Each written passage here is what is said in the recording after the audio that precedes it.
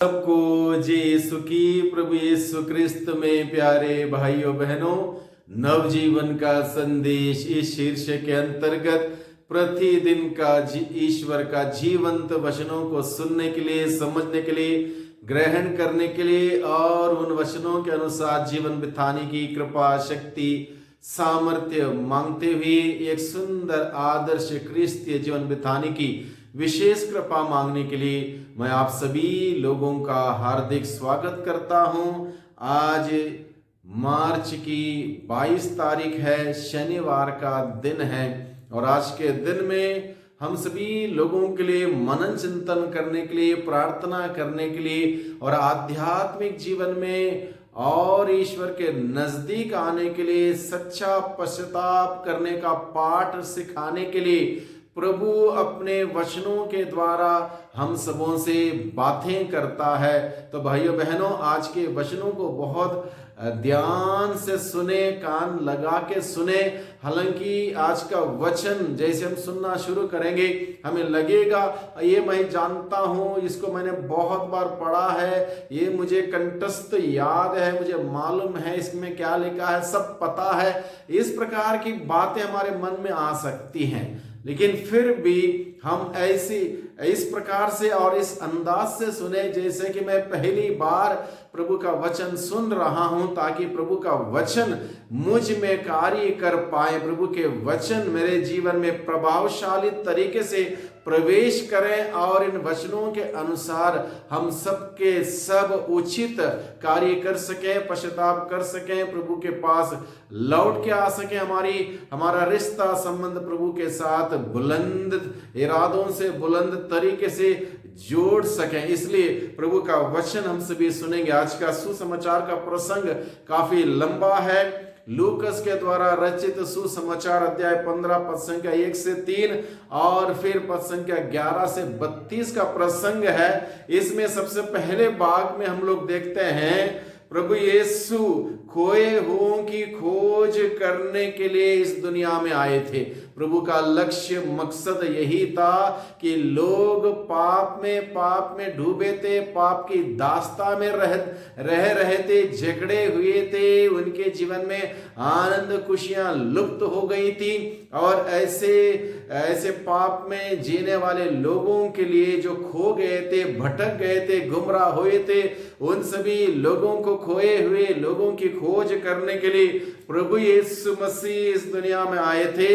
और नाकेदार और पापी जो समाज की दृष्टि में पापी माने जाते थे, ईसा की जरूरत महसूस करते हुए ईसा के पास आते हैं। ये नाकेदार जिनको लोग समझा करते थे कि ये अधिक पापी हैं और इनको भी लगा कि हम पापी हैं, हमें प्रभु की जरूरत है, यीशु की जरूरत है, ईसा की जरूरत महसूस करते हुए ईसा के पास आते हैं वचन सुनने के लिए, पश्चाताप के साथ और अपने मन फिराने के लिए, एक नया शुरुआत करने के लिए ईसा की जरूरत महसूस करते हुए ईसा के पास आते हैं। यह देखकर उस जमाने के जो शास्त्री फरीसी, जो अपने आप को सोचा करते थे कि हम पवित्र लोग हैं, हम धार्मिक लोग हैं, दूसरों के भांति नहीं हैं, हम अच्छे हैं, हम गलत काम नहीं करते, इस प्रकार की सोच और धारणा रखने वाले शास्त्री फरीसी लोगों को इस बात से बड़ी तकलीफ होती है कि प्रभु यीशु मसीह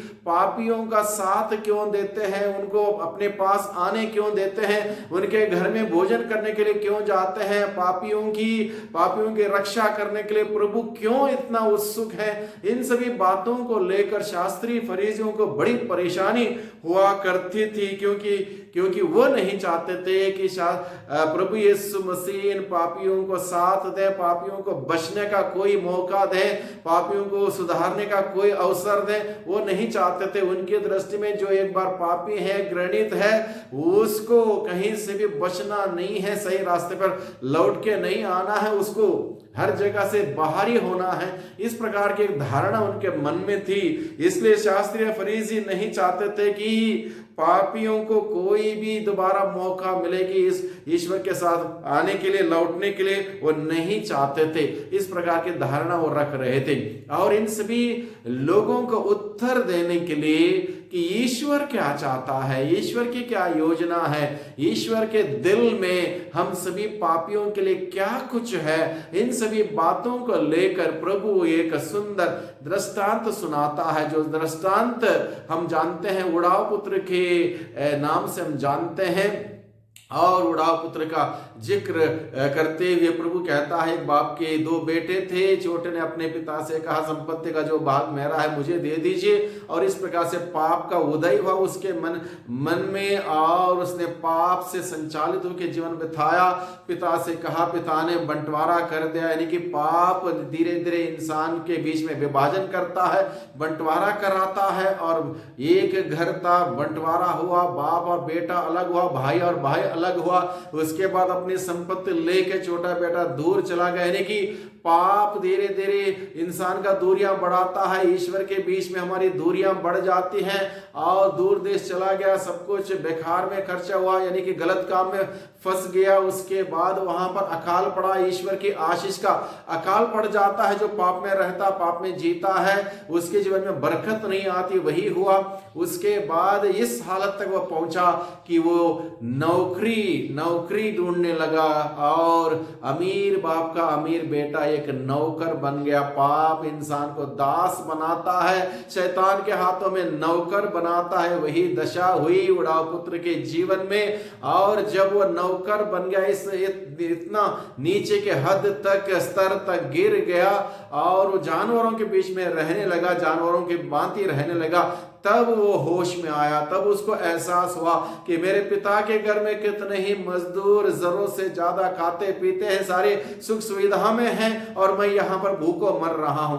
इसलिए उसने वहां पर उस जगह पर रहते हुए एक बहुत बड़ा फैसला किया, बहुत बड़ा निर्णय लिया, और उसने कहा, मैं यहां से उठूंगा, मैं पिता के पास जाऊंगा, पिता से कहूंगा, पिताजी मैंने आपके विरुद्ध, स्वर्ग के विरुद्ध अपराध किया है, मुझे एक नौकर के भांति आपके घर में रख लीजिए, आपके घर में नौकर बन के रहना मुझे पसंद है, मुझे रख लीजिए, मैं ऐसा कहूंगा।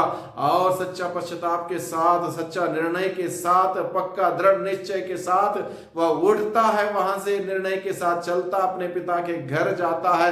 पिता से ये बात कहने से पूर्व ही पिता सब कुछ समझ लेता है। पिता उसको ग्रहण करता है, गले लगाता है, स्वीकार करता है, बेटे के रूप में स्वीकार करते हुए कहता है, मोटा बछड़ा मारो, इसके उंगली में अंगूठी डालो, नया कपड़े पहनाओ, जूता पहनाओ, और हम लोग आनंद मनाएं, क्योंकि ये मेरा बेटा खो गया था, फिर मिल गया है, मर गया था, फिर जी गया है। इस प्रकार से आनंद मनाने लगता है। यहाँ पर भाइयों बहनों, हम सबों को सीखने के लिए बात यह है, पिता का दिल बहुत बड़ा है, वह माफ करने को तैयार है। चाहे बेटे ने कितनी बड़ी गलती कर दी, कि कैसे उस पैसे को उड़ा दिए, संपत्ति बर्बाद कर दी, सब कुछ खोया, लेकिन पिता का दिल इतना बड़ा है, वो अपने बेटे को खोना नहीं चाहता। भाइयों बहनों, हमारा स्वर्गीय पिता का दिल कितना बड़ा है, इस बात को समझाने के लिए प्रभु इस दृष्टांत के द्वारा हम सबों से बातें करता। आज के दिन में हम इस बात को समझें कि हमारा स्वर्गीय पिता का दिल कितना बड़ा है, हम सबों को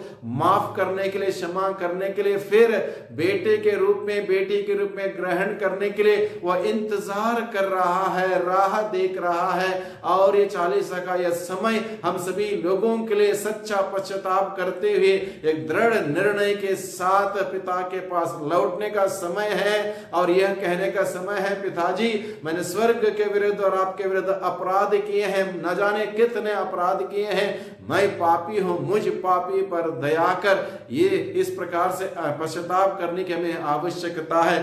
दूसरी ओर हम देखते हैं, बड़ा बेटा भले ही पिता की साथ था, आज्ञाकारी था, पिता की सेवा कर रहा था, लेकिन वह बड़ा बेटा माफी देने में बहुत पीछे है, माफी देना नहीं चाहता, अपने भाई को माफ नहीं करना चाहता। हम में से कहीं लोग हम सोचते हैं कि हमने कोई गलती नहीं की, हमने सारे नियम का पालन किया, सारे कानून कायदों का पालन किया, पिता के आज्ञाकारी बने, सब कुछ अच्छा किया, हम अच्छे हैं। एक प्रकार की धार्मिकता का घमंड, अहंकार इंसान को ईश्वर की योजना समझने में, उसके अनुसार चलने में थोड़ा दिक्कत कर देता है। इसलिए ये बड़ा बेटा यही दर्शाता है कि मैं उसको माफ नहीं करूंगा, यानी कि माफ नहीं करना एक गुनाह, एक अपराध हो सकता। भले हम लोग बाकी सब कुछ किया हो, लेकिन हम सबों के लिए उदारता दिखानी है। इसलिए प्रभु यीशु ने कहा कि हम 7 बार नहीं 70 गुना 7 बार माफी दें। जो माफी मांगता है उसको माफी देने की